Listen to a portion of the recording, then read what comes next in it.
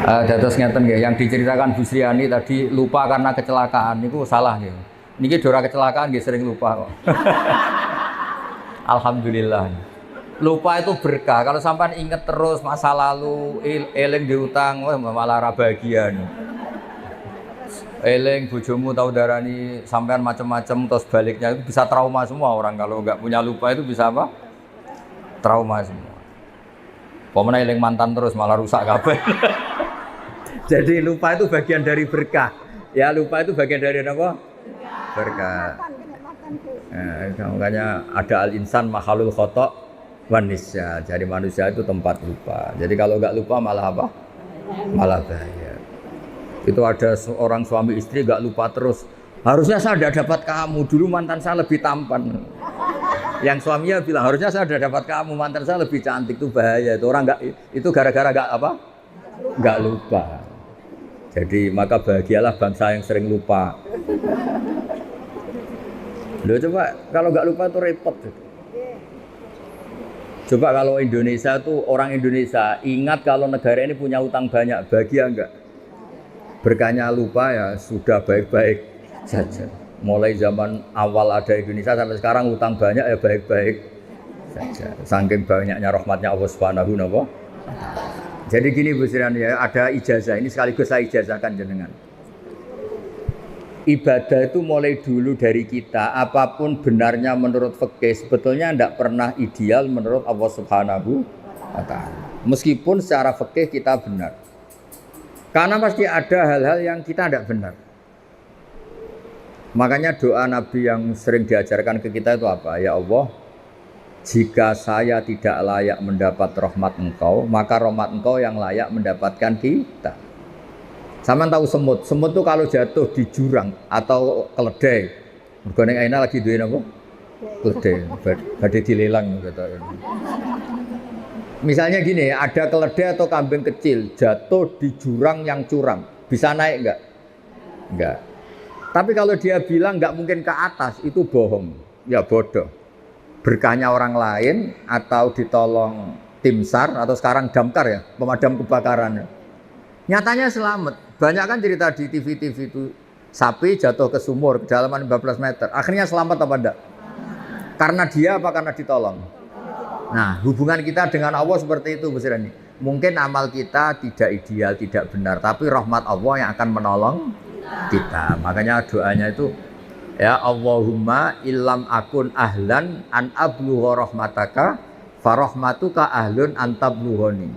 Itu doa yang diulang-ulang Nabi dia ya Allah, jika saya enggak layak mendapat rahmat Engkau yang layak mendapatkan kita.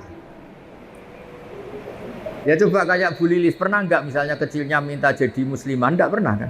Tapi ketika Allah menghendaki, tahu-tahu jadi.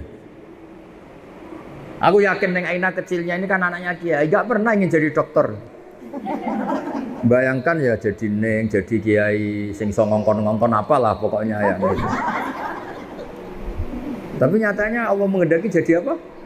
Dokter, lewat jalur dosanya takutin, tapi kan tetap jadi. Makanya Anda tidak usah putus asa. Semut misalnya, semut bisa nggak ke Amerika? Cara lahir nggak bisa, beli tiket nggak bisa, ngurus paspor. Bisa. Tapi dia itu kebawa koper orang yang mau ke Amerika. Kebawa koper orang sampai Amerika enggak?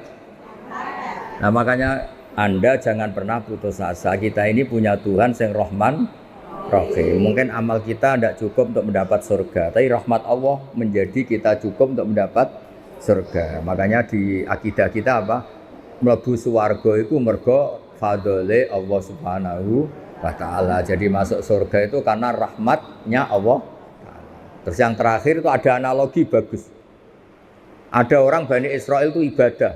Zaman itu orang kan umurnya panjang-panjang. Jam saat itu orang itu biasa umur sampai 200 tahun, 300 tahun.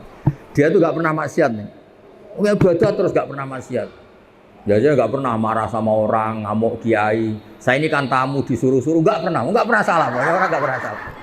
Bawaannya tuh bener terus. Ya secara teori etika itu kan nggak ada, tamu disuruh-suruh itu kan nggak ada. Itu etika Jawa yang nggak ada, etika Islam juga nggak ada. Nggak ada benernya itu sebetulnya saudara itu nggak ada. Yang bener saya, orang baik saya. Meskipun tahu itu nggak pas tetap nurut. Itu kalau nggak orang baik nggak bisa. Terus dia itu masuk surga. Mau masuk surga ditanya sama Allah. Ya anggap saja ibadahnya itu 500 tahun. Memang dicerita 500 tahun. Kamu tahu kenapa masuk surga? Iyalah Gusti, saya kan tidak pernah maksiat. Saya kan nggak pernah maksiat. Hidup saya tak penuhi dengan taat. Jadi saya layak masuk surga. Apa kata Allah? Lucu katanya Allah. Ya silakan ada di surga 500 tahun. Loh kenapa Gusti? Infonya surga itu selamanya. Kenapa harus 500 tahun? Karena Anda berkeyakinan surga Anda karena amal Anda. Amal Anda kan 500 tahun. Kan sudah impas di surga 500 tahun. Yang abadi itu rahmatku. Yang abadi itu fadlku. Kalau amal kamu pasti terbatas. Saat itu juga dia merevisi tidak bisa masuk surga itu hanya karena rahmat engkau. Artinya apa? Teori yang mengatakan surga itu segala-galanya karena amal pasti tidak cukup. Yang cukup adalah fadlnya Allah Subhanahu.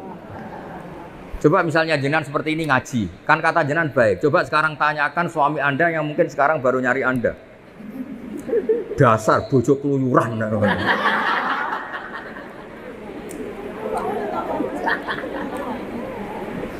Jangan tanya Bu Neng Aina karena diuntungkan jenengan datang.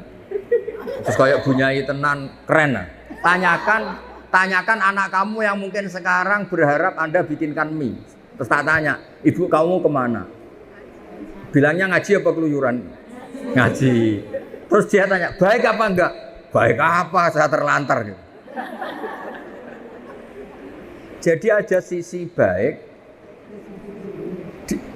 sosial itu. Makanya di kitab Hikam itu ada keterangan. Manusia itu apa? Orang yang ketika baik saja buruk, apalagi ketika buruk.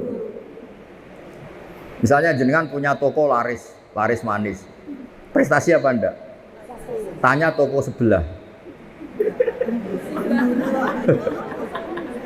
Anda naik pangkat. Baik. Tanyakan yang kamu langkai. Jadi asal ilmu sosial itu tetap ada masalah yang menyertainya. Makanya pernah ada orang tanya ke saya, orang kaya, Gus doain saya ini jadi orang kaya raya, nanti saya ngerawat 1000 anak yatim. Dasar orang kaya bodoh kata saya. Kok bisa Gus? Itu kalau Allah menyembadani doa kamu harus bunuh 1000 bapak. Karena untuk menjadi yatim bapaknya harus mati dulu kata saya. Berarti kalau ada orang orientasi, ya Allah saya ingin kaya biar umat orang miskin 1 miliar. Berarti sama dengan juga bilang miskinkan 100 miliar orang, nanti saya rawat. Ada unsur buruknya apa enggak? Jadi asal ilmu sosial itu pasti ada sisi apa? Ada sih. Nah, seperti ini nggak mungkin cukup membawa kita ke surga. Yang bisa membawa kita ke surga abadi hanya fadlnya Allah Subhanahu wa ta'ala. Coba kamu misalnya, suami kamu baru butuh jenengan, terus dengar, wah nggak bisa diganggu, baru tahajud. Bagi suami kamu itu problem apa ibadah? Problem. Wah sekarang istri saya nggak suka tidur sama saya, sukanya tahajud. Dianggap problem apa? Baik. Problem. Kamu punya utang, waya nyaur. Nggak nyaur ke bank bayar malah tahajud atau duha, tanyakan pegawai bank. Jadi selagi di dunia itu nggak bisa. Makanya harus kita yakini kita bisa begini karena Allah Rahman Rahim. Ya sudah kita melakukan suatu sesuai prosedur fikih, tapi yang menjadikan semuanya baik-baik saja karena Allah Rahman. Indonesia itu harusnya sudah bangkrut mulai dulu.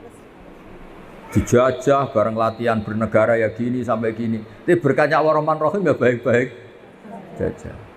Diumumkan hutang negara banyak, yang nonton ya tenang, udah tahu ya. Itu tidak hanya hutang negara, kita hutangnya juga banyak, tenang.